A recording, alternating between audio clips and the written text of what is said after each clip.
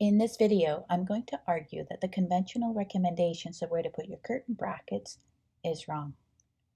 Let me just jump right in. I'm going to start with width. Better Home and Gardens writes, the curtain bracket should be placed about 6 inches from the outside edge of the window frame. Architectural Digest, 4 to 6 inches from the side of your window frame. Some illustrations. We have a 3-inch, 3 to 6 inch, Walmart's a 5-inch, and a large 4 to 10 inch. So a range between 3 inches and 10 inches. And they're all useless. Let me explain. This is my window, the one I'm going to be using quite a bit. The previous owners put on some really big trim, as you can see. I'll be using this corner right here.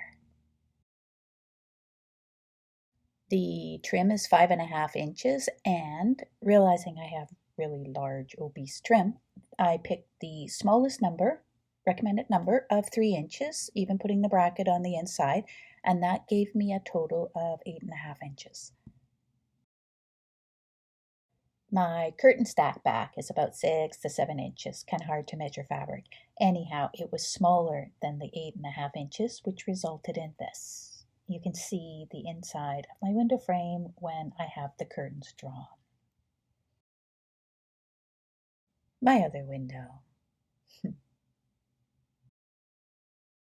For me, a formula should work all of the time, not just some of the time. In other words, these are junk, garbage. I mean, what if you don't have window trim? So let's try something a little different. We're going to gather up 3 numbers. First number, the stack back. Basically, put your curtain on a rod, smash it together, and measure it. If you're not planning on pulling your curtains, you can still put them on the rod, position them at a width that looks nice, and measure. The next number, on glass. This number is the amount of fabric you want hanging on top of the glass. So figure out again what looks nice to you and measure. Again, if you're not planning on pulling your curtains, you can still sort of figure out how much of the glass you want hidden and get that number.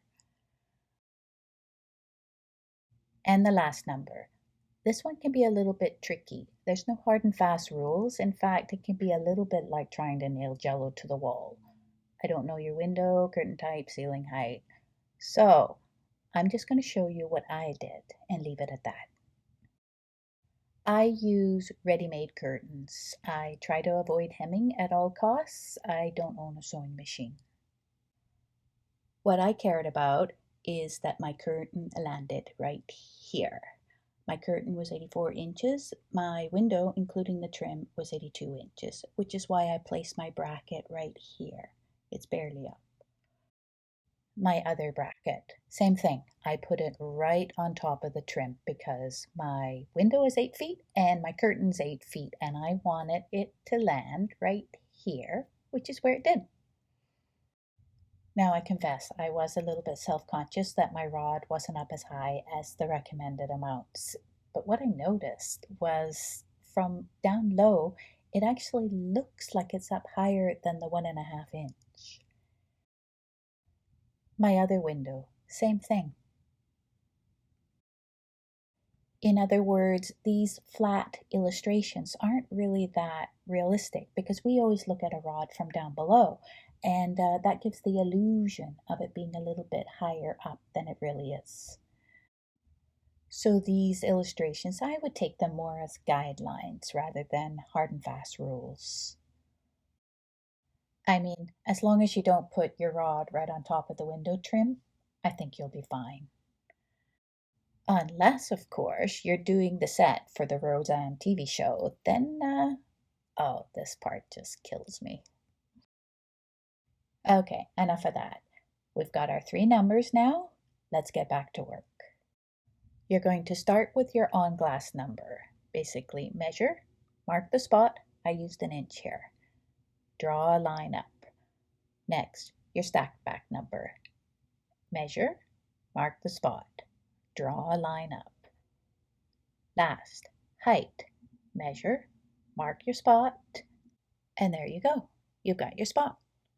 If you're doing eyelets, hook and loop, tie, tap tops, your bracket will go on this side. If you're doing a rod pocket, it'll go on the other side. And that's it. You're done. And that concludes what I wanted to say in this video. Good luck with your curtain install. It'll look fantastic. And take care.